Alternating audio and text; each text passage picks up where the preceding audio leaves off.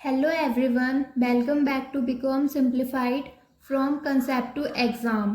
आज हम पढ़ने वाले हैं स्टेजेस ऑफ बिजनेस डेवलपमेंट, जो कि बिजनेस ऑर्गेनाइजेशन यूनिट 1 पार्ट 5 का एक इम्पोर्टेंट टॉपिक है। इस लेक्चर में हम सिर्फ डेफिनेशन ही नहीं समझेंगे, बल्कि हर स्टेज को रियल लाइफ एग्जांपल्स के साथ इतना इजी बनाएंगे कि आप लेक्चर के बाद इस टॉपिक को कभी नहीं भूलोगे। तो बिना किसी डिले के लेट्स स्टार्ट आवर लेक्चर।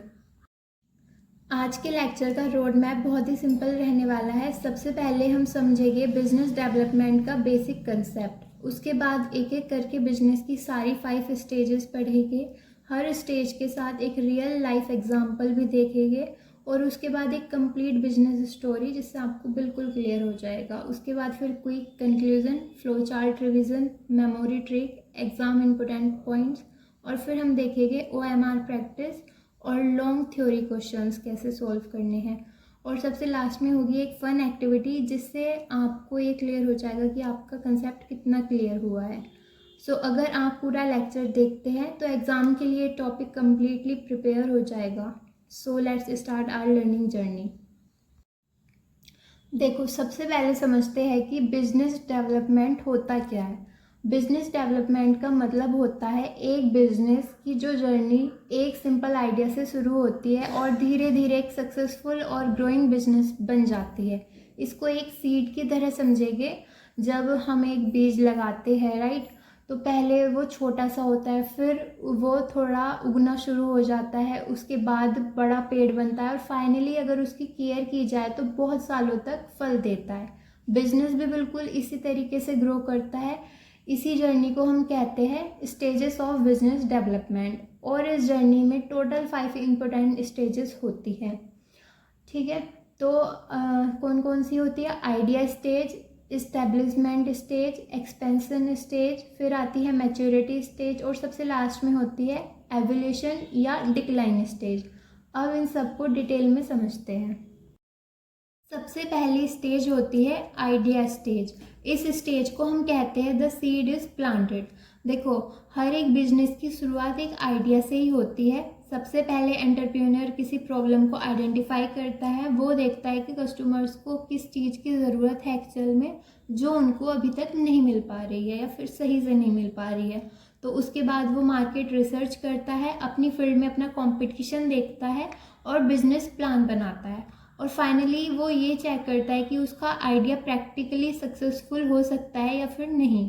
सो इस स्टेज में एक्चुअल बिजनेस स्टार्ट नहीं होता है, सिर्फ प्लानिंग और प्रिपरेशन की जाती है। जैसे कि फॉर एग्जांपल एप्पल की शुरुआत भी एक सिंपल आइडिया से ही हुई थी। स्टीव जॉब्स का गोल था कि वो कंप्यूटर्स को सिंपल और यूज़र फ्रेंडली बनाएं। तो ये एप्पल का आइडिया स्टेज था। OMR अलर्ट है कि एग्ज़ाम में अगर आपसे पूछा जाए आइडिया स्टेज किस बारे में होती है, तो आपका आंसर कुछ ऐसा होगा: problem identification, market research, planning, feasibility check, और याद रखो प्लानिंग से पहले आइडिया होता है। सो अब आती है second stage, that is establishment stage. इस स्टेज को कहते हैं द सैपलिंग ग्रोज।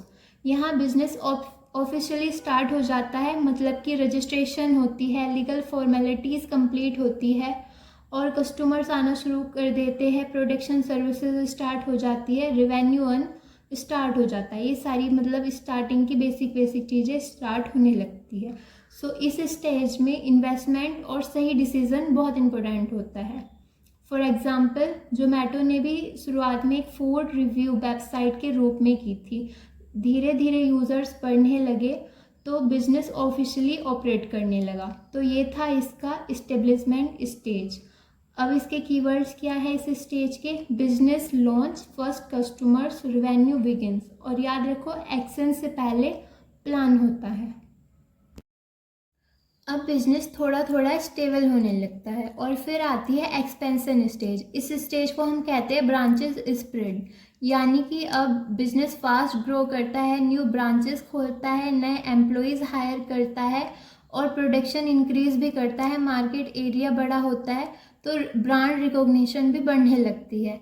जैसे कि अमेज़ोन ने बुक्स बेचने से शुरुआत की थी, लेकिन आज वही कंपनी दुनिया की सबसे बड़ी ई कॉमर्स कंपनीज में से एक है। तो ये एक्सपेंशन स्टेज है। और इस स्टेज के जो कीवर्ड्स है वो है new branches, more employees, higher protection, bigger market. तो याद रखो, एक्सपेंड होने से पहले बिजनेस ग्रो होता है। सो अब आती है मैच्योरिटी स्टेज। इस स्टेज को कहते हैं द स्ट्रॉन्ग ट्री। यहाँ बिजनेस स्टेबल और स्ट्रॉन्ग बन चुका है, कस्टमर्स ब्रांड पर ट्रस्ट करते हैं, प्रॉफिट स्टेबल है, मार्केट शेयर हाई होता है, लेकिन कंपटीशन भी साथ साथ काफ़ी इंक्रीज होता जाता है। तो इसलिए इनोवेशन बहुत ज़्यादा ज़रूरी हो जाती है। नहीं तो कंपनी इनोवेशन बंद नहीं करेगी तो वो बंद भी कर सकती है अपने आप को, यानी वो डिक्लाइन भी हो सकती है। जैसे कि कोका कोला एक मैच्योर ब्रांड है क्योंकि उसकी एक स्ट्रॉन्ग ब्रांड इमेज है, लॉयल कस्टमर्स है, स्टेबल प्रॉफिट्स है। तो ये एक मैच्योरिटी स्टेज के फीचर्स होते हैं, क्या क्या? Stable profits, loyal customers, high market share, continuous innovation.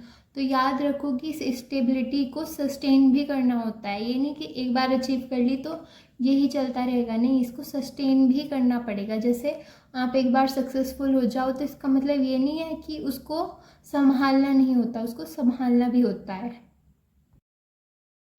अब आती है बिजनेस की लास्ट स्टेज जो होती है इवोल्यूशन और डिक्लाइन। यहाँ पर देखो, बिजनेस के पास दो ऑप्शंस होते हैं। या तो कंपनी इनोवेट करती है, मतलब कि न्यू प्रोडक्ट्स लॉन्च करेगी, टेक्नोलॉजी यूज़ करेगी, न्यू मार्केट्स में एंटर करेगी, तो इससे बिजनेस ग्रो होगा। तो इसको हम बोलते हैं एवोल्यूशन स्टेज। लेकिन वहीं पर अगर कंपनी चेंजेस को एक्सेप्ट ना करे, जो भी चेंजेस आ रहे हैं, जो भी डायनेमिक सिचुएशन बन रही है, उनको एक्सेप्ट ना करे या फिर जैसा काम चल रहा है वैसा ही चलाती रहे, कुछ और नया ना लाए बहुत टाइम तक, तो इससे वो इनोवेशन नहीं कर रही है, कस्टमर्स फिर कम होने लगेंगे और सेल्स भी गिर जाएगी। तो इस वजह से जो कंपटीशन है वो बहुत आगे निकल जाएगा। तो इस सिचुएशन को हम बोलते हैं डिक्लाइन सिचुएशन। अब इसको एग्जांपल से समझते हैं।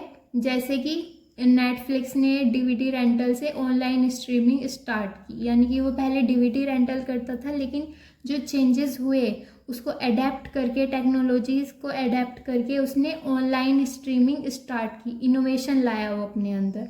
तो इस वजह से वो सक्सेसफुल हो गया। लेकिन वहीं पर दूसरी तरफ जो नोकिया स्मार्टफोन्स के चेंजेस को क्विकली अडॉप्ट नहीं कर पाई, तो उसने मार्केट में अपनी पोजीशन लूज कर दी। तो ये होती है डिक्लाइन स्टेज। आई होप आप समझ गए होंगे। इसके कीवर्ड्स है डाइवर्सिफाई, इनोवेट, री इन्वेंट। अगर ये नहीं करती है तो वो डिक्लाइन होगी।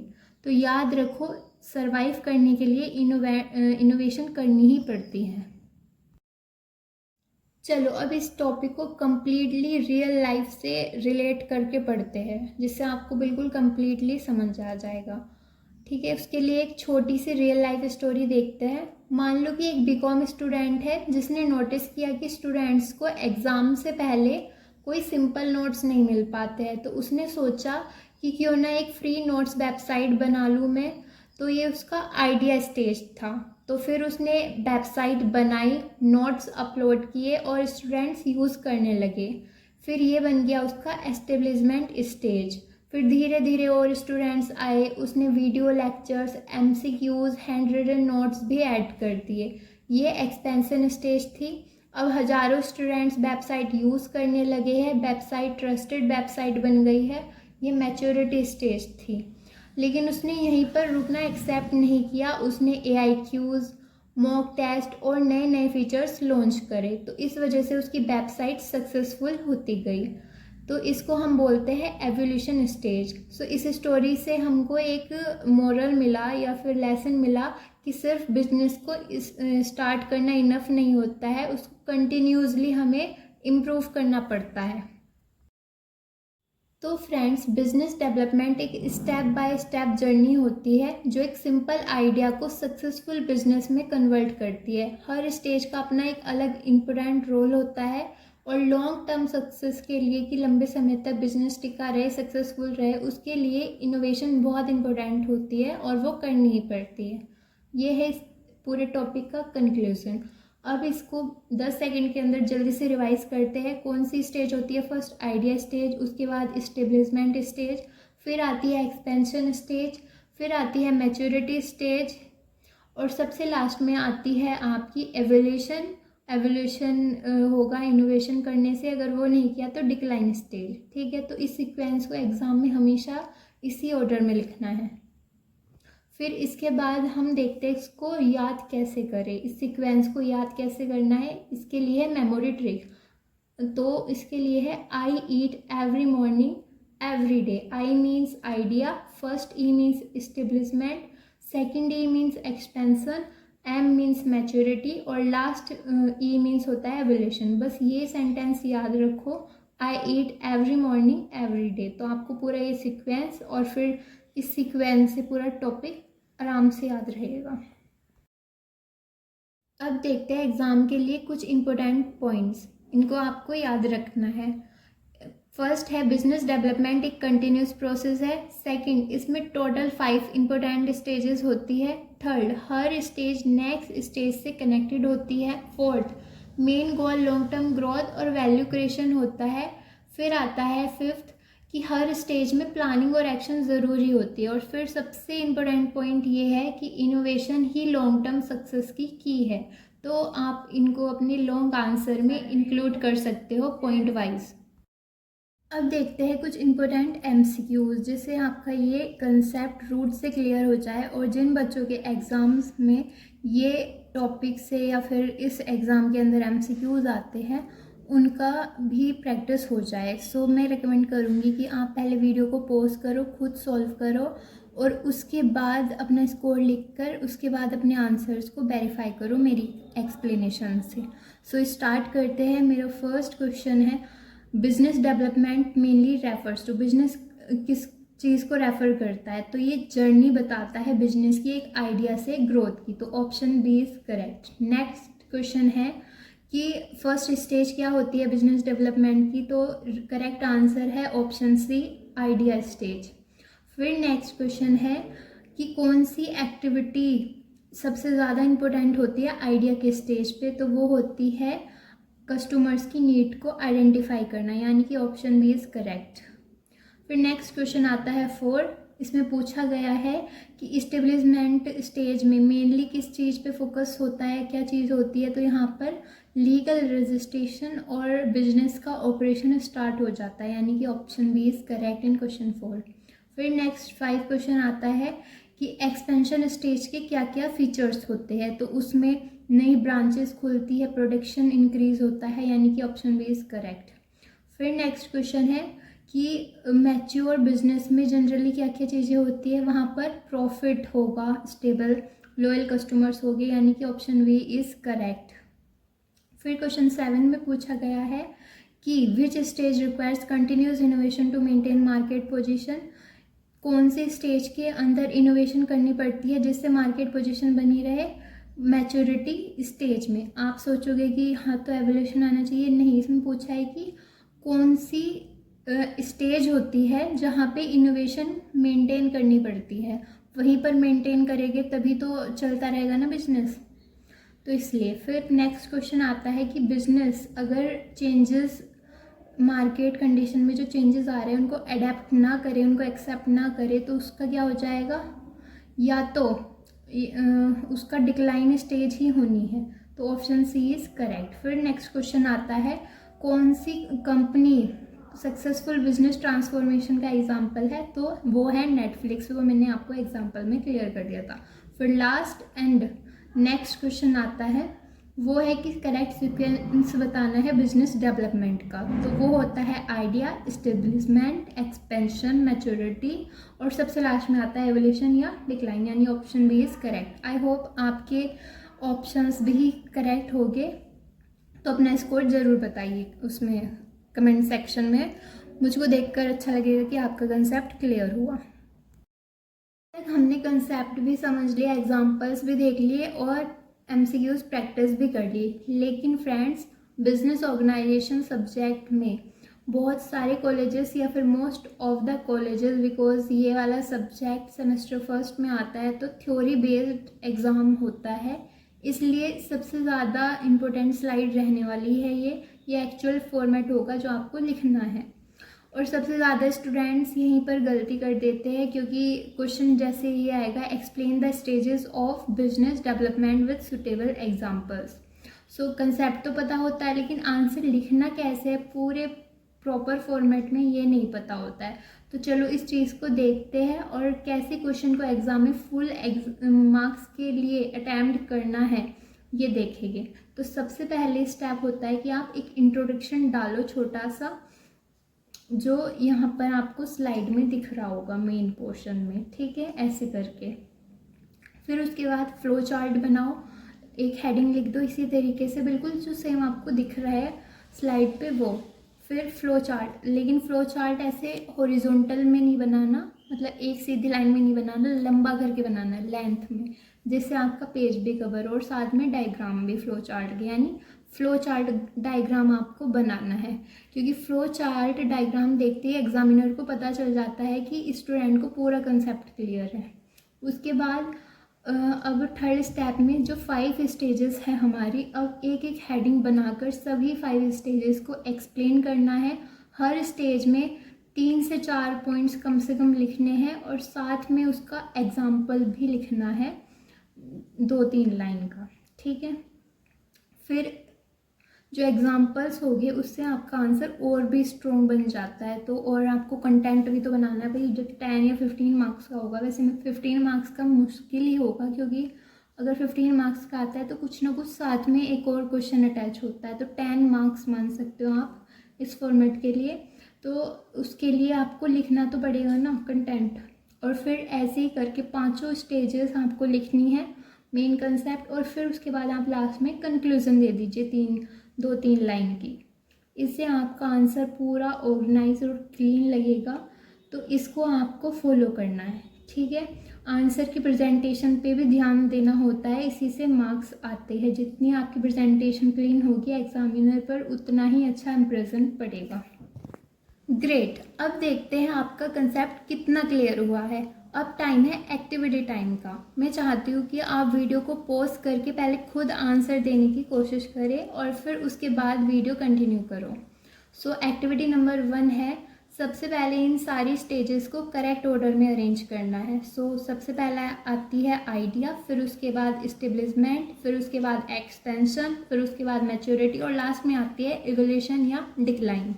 अगर आपने ये सीक्वेंस सही कर लिया तो समझ लो कि आपका बेसिक कंसेप्ट तो क्लियर है।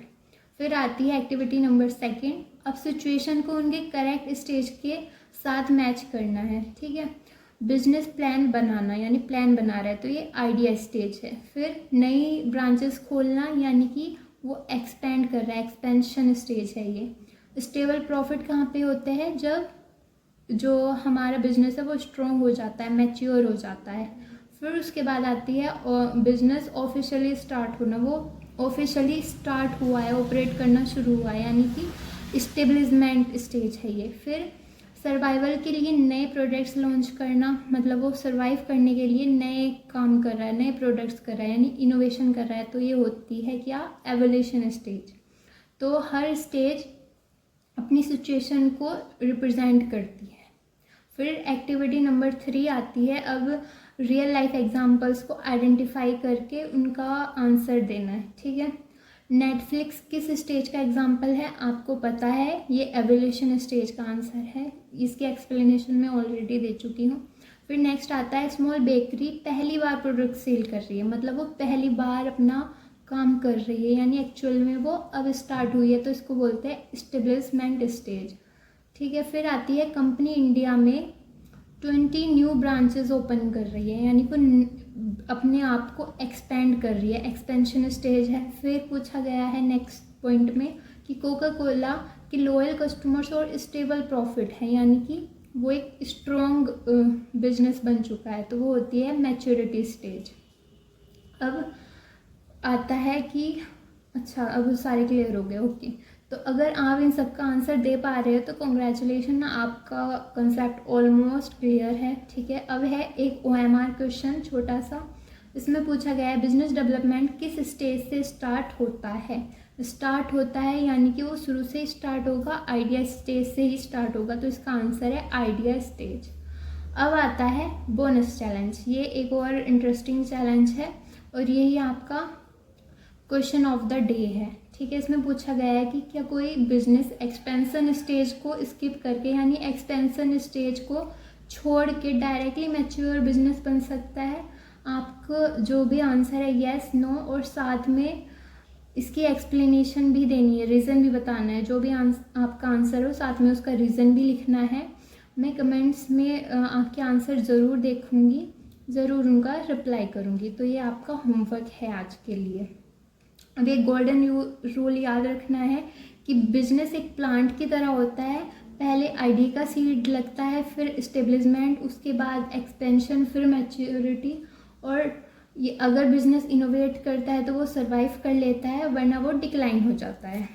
तो फ्रेंड्स, आज हमने देखा स्टेजेस ऑफ बिजनेस डेवलपमेंट के टॉपिक को बिल्कुल बेसिक टू डिटेल में समझा है। ठीक है, और मुझे पूरी उम्मीद है कि आपको ये टॉपिक सिर्फ याद ही नहीं, इवन अच्छी तरीके से समझ भी आ गया होगा। सो अगर आपको ये वीडियो हेल्पफुल लगी हो तो वीडियो को लाइक ज़रूर करें। आपका एक लाइक मुझे और ज़्यादा मोटिवेट करता है कि मैं और ज़्यादा अच्छा कंटेंट बनाऊं और आपके लिए और अच्छे से मेहनत करूं कंटेंट पे। सो अब कोई भी अगर आपका डाउट हो तो कमेंट्स में ज़रूर पूछना, मैं रिप्लाई करूँगी। और ये वीडियो को बीकॉम फ्रेंड्स के साथ या BBA जो भी है उनको शेयर ज़रूर करना। और अगर आप चैनल पर नए आए हैं तो BCom simplified from concept to exam channel पर को सब्सक्राइब ज़रूर करके बेल आइकन प्रेस कर ले, जिससे कि आने वाले हर लेक्चर की नोटिफिकेशन सबसे पहले आप तक पहुंच पाए। हमारी इस प्लेलिस्ट में हम बिजनेस ऑर्गेनाइजेशन के हर टॉपिक को इसी तरीके से simple language, real life examples, memory tricks, OMR practice, theory writing और एग्ज़ाम फोकस के साथ कंप्लीट करेंगे। इसलिए पूरी प्लेलिस्ट को सीक्वेंस में ज़रूर देखिए। एंड हमारे नेक्स्ट लेक्चर में हम पढ़ने वाले हैं क्लासिफिकेशन ऑफ बिजनेस एक्टिविटीज़, जो कि एग्ज़ाम के लिए बहुत इंपॉर्टेंट रहने वाला है। सीरियस